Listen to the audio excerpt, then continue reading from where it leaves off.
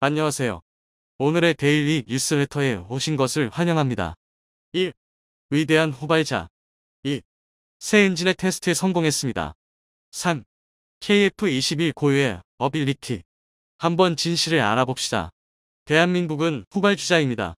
그렇기 때문에 우리가 아무리 뛰어난 기술력을 갖고 있어도 방위산업 시장에 진출하기 위해서는 엄청난 고통이 수반되는데요.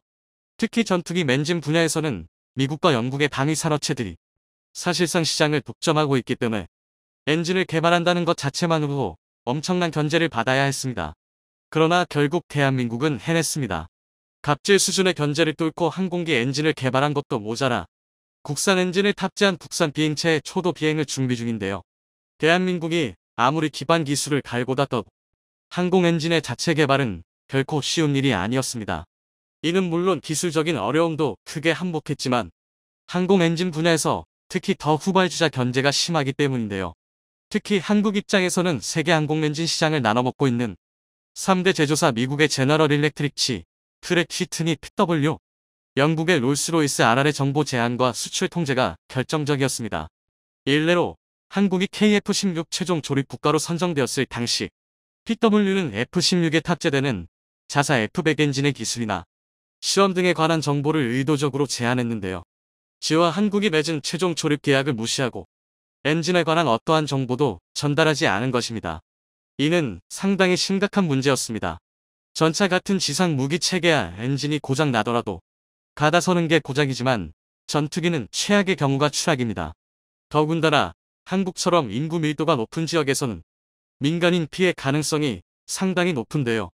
그럼에도 불구하고 PW는 F-100 엔진에 대해서는 어떠한 정보도 넘길 수 없다고 배짱을 튕겼습니다. 그러나 PW는 가장 중요한 걸 놓쳤는데요. 그건 바로 대한민국이 의지와 집념을 빼면 시체나 다름없는 국가라는 것입니다. 실제로 PW의 갑질에 오히려 기술 약속 공무로서의 서러움을 느낀 대한민국 개발진들은 터빈 블레이드의 안전성을 시험하기 위해 제작 방식을 바꿔가면서 무려 1000만 번야 강도 실험을 반복할 정도였는데요. 그 결과 1997년 시험 비행에 나선 KF-16은 엔진과 동체 부품을 포함해 기체의 41%에 달하는 부품을 국산화시킬 수 있었습니다. 그리고 이런 노력 끝에 현재 한국은 오히려 세계 항공 엔진 3사의 소재 부품을 역수출할 정도로 기술적 성숙도가 충분한 상태인데요. 즉 한국이 노력해온 40년이라는 세월은 결코 허투루 보낸 시간이 아닌 단계적 개발 과정을 포기하지 않고 꾸준히 밟아온 인보의 시간이라는 얘기입니다. 그런데 이런 견제 때문인지 일각에서는 여전히 국산 항공 엔진 개발에 신중해야 한다는 여론도 존재합니다.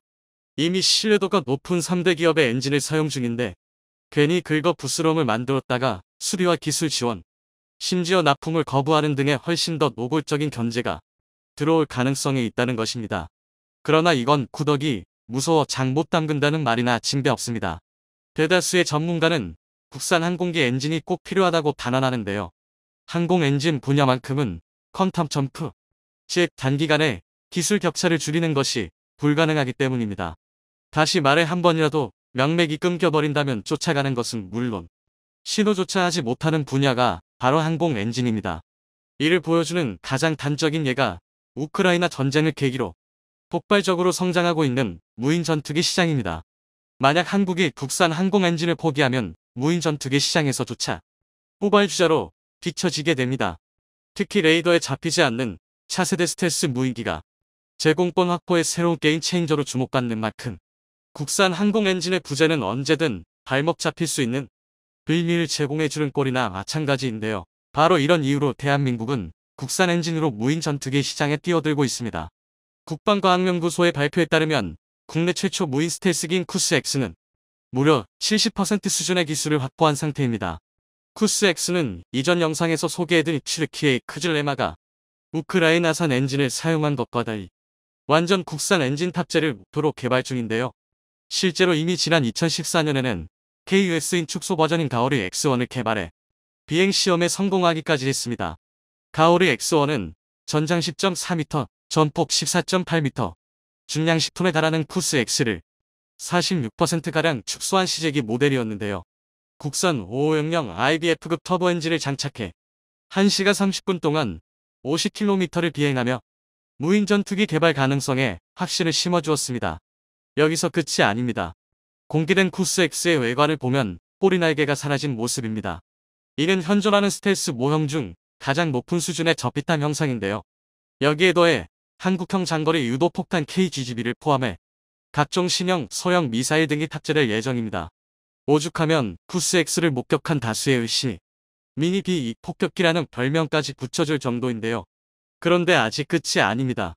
지난 대한민국 방위산업전 DX코리아 2022에서 대한항공은 KF-21 전투기와 멈티 자율 운항이 가능한 로열 윙맨 쿠스 LW를 공개하면서 전세계 군사 관계자들을 경악에 빠뜨렸습니다. 그도 그럴 게 쿠스 LW는 전장 10.6m, 폭 8.4m의 크기에 현재 개발 중인 국산 터보팬 엔진이 탑재될 예정인데요. 앞서 말했던 것처럼 5호형 LBF2라는 이름은 단순히 프로젝트의 일관성을 위한 상징적인 숫자를 의미할 가능성이 큰 탓에 전문가들은 쿠스 LW의 추력이 최소 800명령 LBF급 이상은 될 것이라고 전망하고 있습니다. KF-21을 지원하며 함께 현대 임무를 수행해야 하는 만큼 초음속 전투기에 출하는 속도를 갖추겠다는 것입니다. 또한 쿠스 LW도 쿠스 X 못지않게 무장 능력과 스텔스 능력이 중요한데요. 쿠스 LW 또한 쿠스 X와 마찬가지로 저피탄 형상 및 스텔스 기체이긴 하지만 KF-21의 기동성을 따라가기 위해 꼬리날개가 포함된 형태로 개발될 예정입니다. 그리고 무엇보다 중요한 건 쿠스 LW가 KF-21과 거의 비슷한 시기에 개발이 완료된다는 건데요. 쿠스 LW는 2024년으로 예정되어 있는 5호형 LBF급 완제 터보팬 엔진의 비행시험이 끝난 뒤인 2025년 첫 비행에 나설 예정입니다.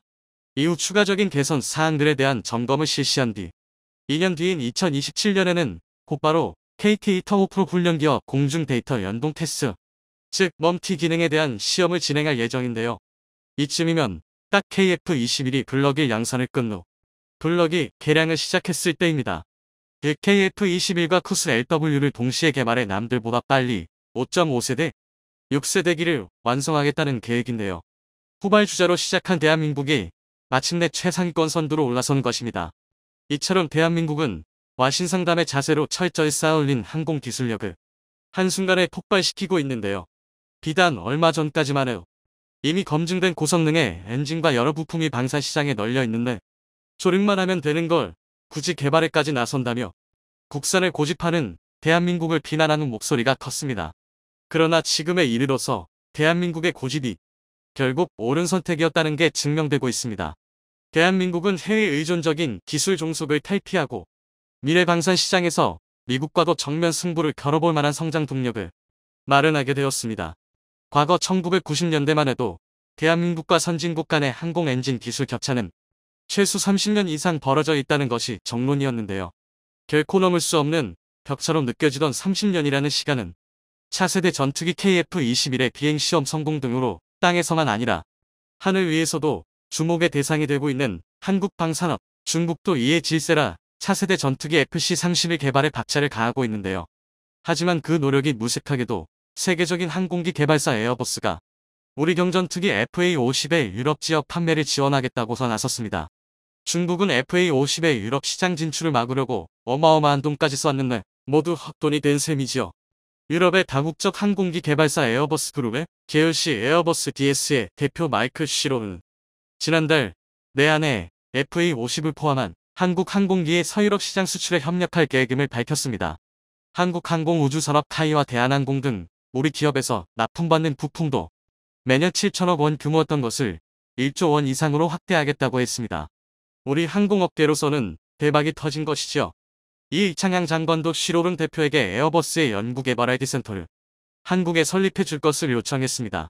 이미 에어버스 그룹은 본거지인 서유럽과 미국 외에도 중국, 인도, 말레이시아, 싱가포르 등 아시아 각국에서도 RD센터를 운영 중이라 가능성은 충분히 있는데요.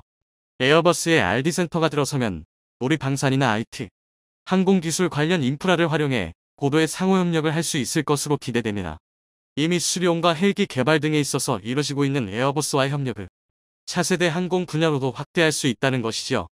그런 점에서 에어버스가 FA-50 등 우리 완제기 서유럽 시장 판매를 지원하기로 한 것은 아주 큰 의미가 있습니다.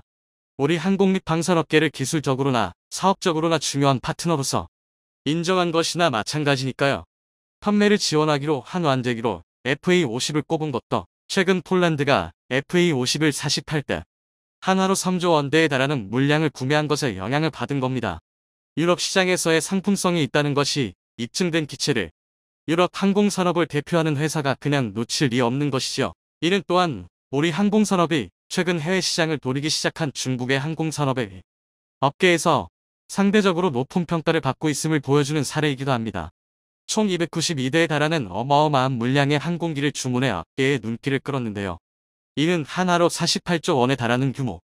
이런 막대한 양의 주문을 한 번에 한 것에 대해 경쟁국인 미국, 항공업계 견제나 미국과 유럽의 경제적 갈등을 유발하는 정치적 계산이 깔려 있을 것이라는 분석들이 나왔는데요.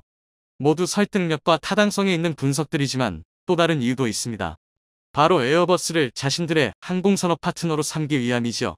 다소 의외라 생각되실지 모르겠지만 우리가 차세대 전투기로 KF-21을 개발 중인 것처럼 중국도 자신들의 힘으로 차세대 전투기를 개발 중입니다. 선양 FC-31.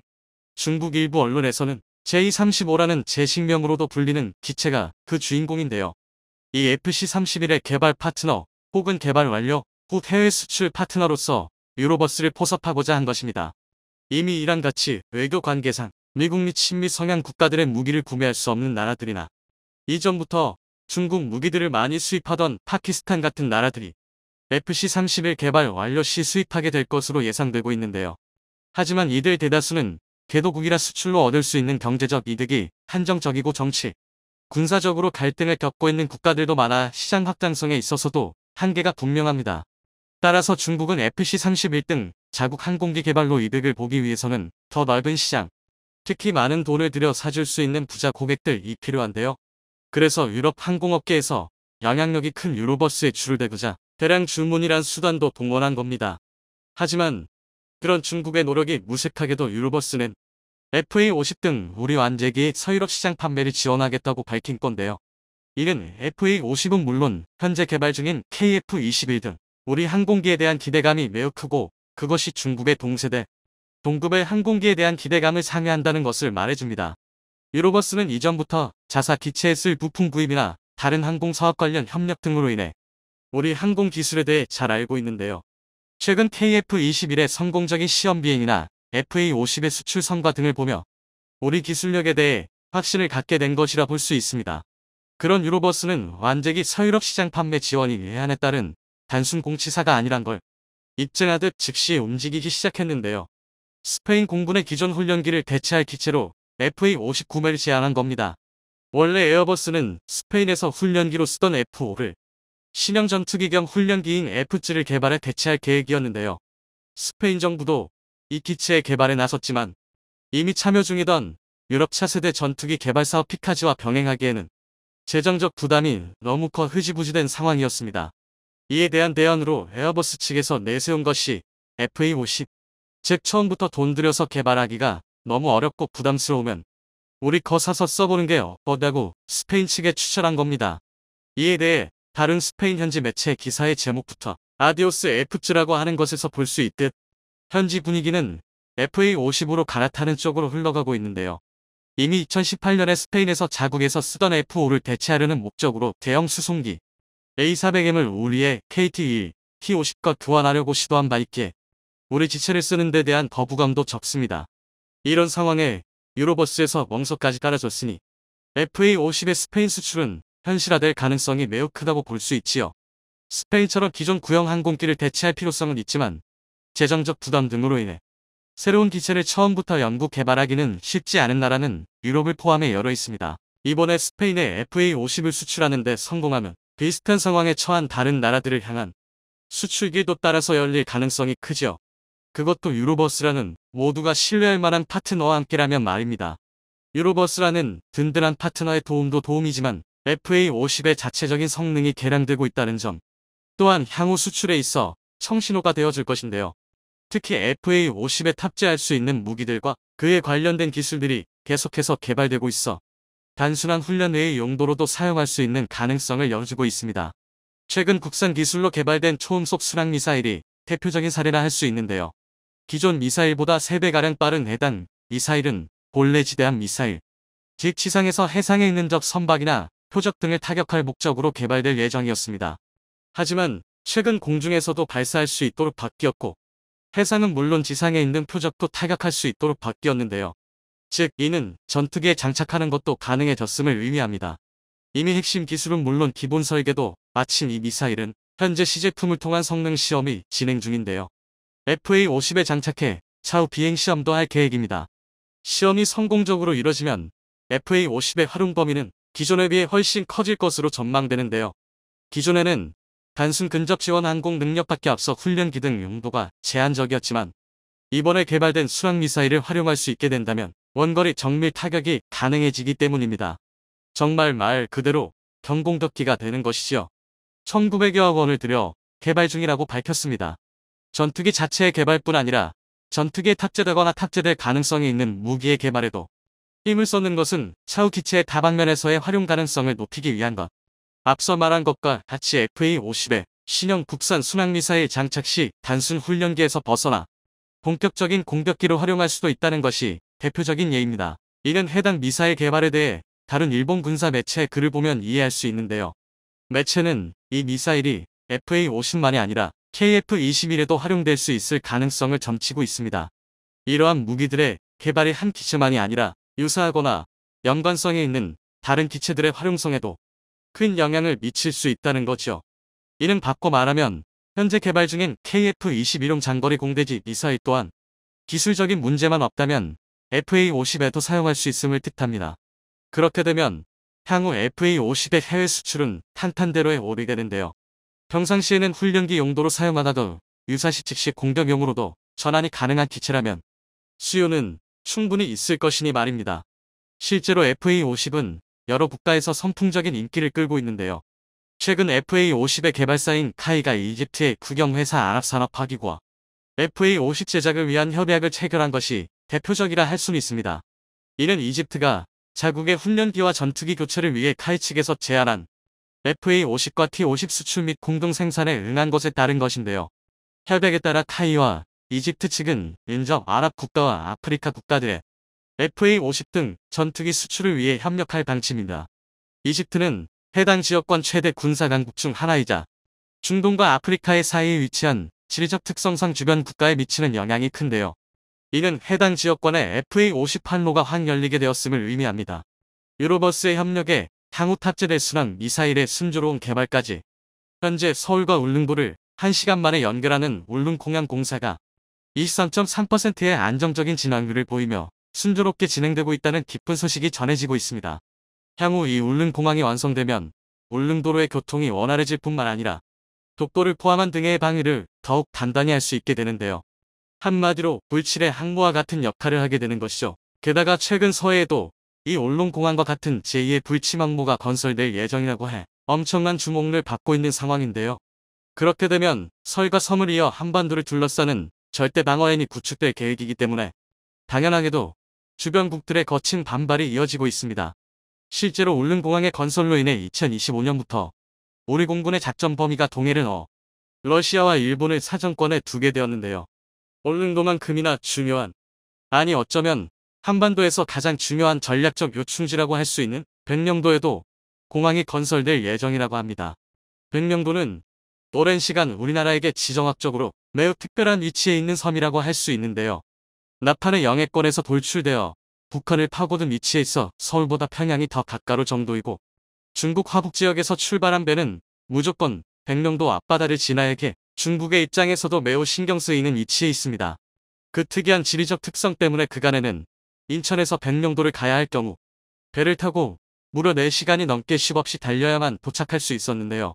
때문에 백령도 주민과 백령도 주둔부대 장병들의 편의를 위해서 공항이 건설되어야 한다는 주장이 아주 오래전부터 논의되어 왔습니다. 2016년 백령공항 타당성 조사가 시작되었고 2019년 국방부까지 공항 건설에 동의하며 백령공항 건설이 시작되나 싶었는데 환경보호 문제로 공항 건설 예정지의 재조사에 착수해야 했습니다. 그리고 드디어 2021년 들어서야 다시금 백령공항이 예비타당성 조사 대상 산업에 선정되었고 2027년 개항을 목표로 2023년부터 건설 공사가 시작될 예정입니다. 백령공항은 울릉공항과 마찬가지로 민간 목적으로 건설되나 군사적 용도를 겸할 것으로 계획되고 있는데요. 애당초 백령도의 군사적 중요성을 생각한다면 사실상 주목적이 군사공항이라는 것을 알 수 있습니다. 실제로 한국전쟁 이전부터 백령도는 군사적 요충지로 판단되어 미군이 주둔해 공산당권으로부터의 핵심 방어 지역으로 활용해 왔었습니다. 평양으로부터 146km, 중국 산동반도와 180km, 압록강하구에서 215km 떨어진 곳에 위치해 중국과 북한 모두를 겨냥할 수 있는 전략적 요충지였기 때문이었죠. 현재 백령도는 해병대 제육해병여단인 흑룡부대가 경계를 도맡고 있는데요. 공군 역시 주둔하고 있지만 방공포와 레이더만 배치되어 있고 항공기는 배치되어 있지 않습니다. 과거에는 백령도에도 제대로 된 공군 전투부대가 배치되어 있었는데요. 활주로는 없었지만 쭉 300m, 길이 4000m에 달하는 모래사장인 사고체변을 천연 활주로로서 이용했었다. 이는 전 세계의 단두 곳뿐인 천연 활주로였죠.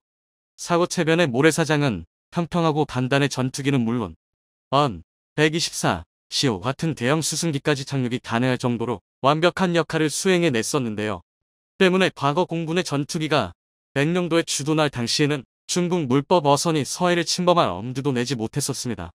하지만 지금은 사곡 해변이 천연기념물로 지정된 데다 갯벌화까지 심각하게 진행돼 차가 지나갈 수도 없을 정도로 땅이 물러져 활주로로의 활용이 어려워지자 현재 서해는 날이 갈수록 심각해지는 중국의 물법 어선들로 골머리를 앓고 있는 상황입니다. 심지어 2013년 중국은 감히 우리 군에게 등경 124도 서쪽으로는 침범하지 말라는 일방적인 통보를 전하기도 했었는데요. 이는 백령도 바로 포압까지를 중국의 해상작전구역 어우로 선포해버린 것으로서 그들이 주장한 대로 등경 124도 선을 한국과 중국의 영해 경계선으로 정한다면 서해의 무려 70% 이상이 중국의 영해가 되는 것이나 다름이 없어지는 것이었습니다. 이는 애당초 말 같지도 않은 중국의 헛소리였지만 실제 국제법으로 정해진 영해권을 완전히 무시한 조치입니다. 그런데 중국은 이때부터 자신들이 멋대로 정한 영해선을 기준으로 백령도에서 불과 40km 떨어진 곳까지 번번이 군함을 끌고 들어오기도 했는데요. 이는 명백한 중국의 군사 도발이라고 볼 수 있는 행태인 것이죠. 이에 대해 중국 관영 매체들 역시 말하기도 했는데요. 전문가들은 이를 두고 중국이 서해를 내해화하려는 서해 공작을 진행하고 있다 분석하고 있는 상황입니다. 이것은 지난 2월 고려 대기환경연구소가 공개한 한반도 야경 사진인데요. 서해를 가득 채운 이 지역이 물빛은 놀랍게도 물법 야간 조업을 시행하는 중국 어선들의 불빛이라고 합니다. 중국 어선에 대한 단속을 매년 강화해 나가곤 있지만 여전히 서해에서는 이처럼 수많은 중국 어선들이 활개치고 있는 상황인 것이죠.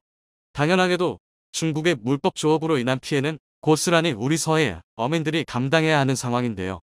결국 더 이상은 참을 수 없었던 우리 정부 역시 최근 항만법 시행령 개정안을 발표했습니다.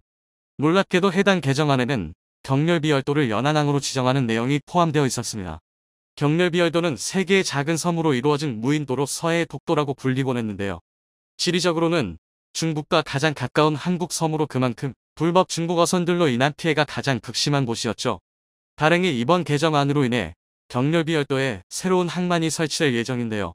이곳에 항만이 완성되어 해안경찰 경비압과 국가어업지 노선이 수시로 파견되어 불법 중국 어선에 대한 강경 조치를 내린다면 기존 태안 안흥항에서 출동할 때보다 출동 시간이 2시간가량 단축돼 물법 어선 단속에 획기적인 도움이 될 것으로 기대를 모으고 있습니다. 더욱 놀라운 소식은 경렬비열도에 항만을 설치하는 것뿐만 아니라 아예 공항을 건설해 완전한 군사기지로 사용하자는 논의가 나오고 있다는 것이었는데요. 경렬비열도 세계의 섬 중 가장 큰 섬인 동경렬비도 활주로를 건설하자는 군사 전문가들의 주장이 잇따르고 있는 것입니다. 이러한 주장의 이유에는 동경렬비도의 길이가 1.3km의 섬으로서 바다를 메우지 않고서도 물론 공항 규모의 활주로를 건설할 수 있어 아예 가능성이 없는 이야기는 아니기 때문입니다. 또한 경렬비열도의 미사일 기지화에 대한 논의도 불밑에서 진행 중이라고 하는데요. 서해상에 미사일 기지가 생기는 일은 중국이 가장 걸음을 놓으며 경계하는 사태입니다. 최근 한미 미사일 지침 해제로 인해 완벽한 봉인이 풀려버린 한국형 순항미사일 현무사가 탄두 무게만 3T의 사거리가 800km 이상일 것으로 드러나자 당시 주변국들 중 북한보다도 중국이 가장 격렬하게 반응한 것만 보아도 알 수 있는 대목이죠. 이는 만약 현무사 미사일이 경렬비열도에 배치될 경우 lun국 본토인상해, 묵경, 진안 칭다오, 텐진 등 주요 거점 도시들이 모두 사정권 안에 들기 때문입니다. 이러한 경렬비열도의 군사적 중요성에 대해 영국 역시도 매우 잘 알고 있었기 때문에 몇 년 전 상당히 아찔한 해프닝이 벌어지기도 했었는데요. 실제로 2014년 당시 한 중국인이 서경렬 배도를 매임하려고 시도했던 적이 있었습니다. 문제는 당시 이 섬 주인이 중국인들에겐 절대 섬을 팔지 않겠다고 선언하자 이 중국인은 끝까지 포기하지 않고 조선족을 내세워 한국인임을 위장한 채 섬을 구매하려 했다는 것이었는데요. 이토록 끈질기게 경렬비열도를 구매하려는 이들의 불순한 의도가 매우 의심되는 상황이었죠. 때문에 당시 국토교통부는 대한민국의 영토주권이 심각하게 침범받을 수 있다고 판단해 곧바로 경렬비열도에 대해 외국인 토지거래 제한 조치를 내려 중국인이 경렬비열도의 주인이 되는 일을 막을 수 있었습니다. 이 사건을 통해 경렬비열도의 중요성이 더욱 부각되기 시작했고 나아가 국토주권의 중요성을 전 국민이 인지하는 사건이 됐었는데요. 실제로 이 사건 이후 국가에서 체계적으로 전략적 요충지를 관리해야 한다는 주장이 나오며 올해 드디어 경렬비열도가 국가관리연안항으로 선정되었습니다. 만일 경렬비열도가 중국인의 손에 넘어갔다면 물법 어선들의 결찜지가 되어 지금보다 서해의 어업권 피해가 극심했을 테고 한반도 인근에 중국군이 더욱 쉽게 드나들 수 있는 결정적인 역할을 수행했을지도 모를 일입니다. 여기에 더해 최근 경렬비열도와 마찬가지로 중국을 견제할 군사적 요충지로 가장 큰 주목을 받고 있는 곳이 전라남도의 성가고도인데요. 대한민국 최서남단에 위치한 물릉도, 독도와 맞먹는 우리나라 최오지로서 한국전쟁 당시 가고도의 주민들은 전쟁이 난 줄도 모르고 있다가 전쟁이 끝난 후에야 알게 됐다는 이야기가 있을 정도로 우리나라 본토에서 멀리 떨어진 섬입니다. 가거도에는 현재 400여 명의 주민이 거주하고 있는데 이전부터 섬의 통랑 피해가 극심해 40년에 걸쳐 1,300억을 투자해 너비 16m, 길이 480m의 세계 최대 규모 방파제를 건설했습니다. 게다가 최근 이 촉구장 5개 크기의 거대 구조물은 방파제 말고 또 다른 용도로 사용될 수 있다는 가능성이 언급되어 주변국들을 술렁이게 만들고 있는데요. 가거도 방파제의 폭과 길이가 그 위에 활주로를 건설하기에 충분하다는 것이었습니다. 그런데 전투기를 이착륙시키기 위해선 최소 1000m의 활주로가 필요한 상황인데 가거도의 방파제 길이는 500m에 조금 못 미쳐 가거도 자체를 군용 목적으로 사용하기엔 한참 부족해 보였는데요. 이에 정부는 최근 활주로의 짧은 거리를 보충해 가거도를 군사, 항공기지로 탈바꿈하기 위한 계획을 제시한 상황입니다. 게다가 우리 정부가 제시한 해법은 바로 지하활주로 건설이었는데요. 땅을 파서 지하에 활주로를 짓는다는 발상은 다소 황당한 소리처럼 들릴 수 있는데요. 실제 이 지하활주로를 짓고 활용하고 있는 북한과 같이 우리 군도 가거도의 방파제 뒤쪽으로 이어진 산 내부를 판해 활주로를 연장하고 그 안쪽은 경납고로 사용한다면 가거도의 군사기지화가 충분히 가능하다는 전문가들의 문석이 나오고 있습니다. 이로써 한창 건설이 진행 중인 물릉공항에 이어 백령도, 경렬비열도, 가거도 등 한반도 가장 외곽의 섬들의 항만시설 확충과 해상공항 건설이 동시다발적으로 이루어질 예정인데요. 우리 군은 이 섬들을 활용해 중국뿐만 아니라 무컨, 일본, 러시아 등 주변국들이 대한민국의 영해와 영공에 지속적인 침범을 하지 못하도록 불침항모를 계획하고 있는 것이었습니다. 실제로 지금까지 대한민국의 항공모합은 불필요하다고 여겨져 왔었지만 국경 분쟁지대가 본토에서 먼 영해까지 확장된 지금 한국 공군의 작전 범위 확대는 필수 불가결한 일로 받아들여지고 있습니다. 현재 한국형 경항공모합 건조 프로젝트 CVX가 추진 중이긴 하나 아직 머나먼 미래의 일로만 보이기 때문에 당장 활용할 수 있는 항공모합이 절실한 우리 군에게 울릉도를 시작으로 이니어 지어질 이 같은 해상 거점들은 우리 영공과 영해를 굳건하게 수호해줄 절대 가라앉지 않는 물침 항모가 되어줄 것으로 기대되고 있습니다. 향후 이 해상 거점들이 모두 완성되어 섬과 섬을 이어 한반도 전역을 둘러싼 절대 방어선이 하루빨리 구축되기를 기원하겠습니다.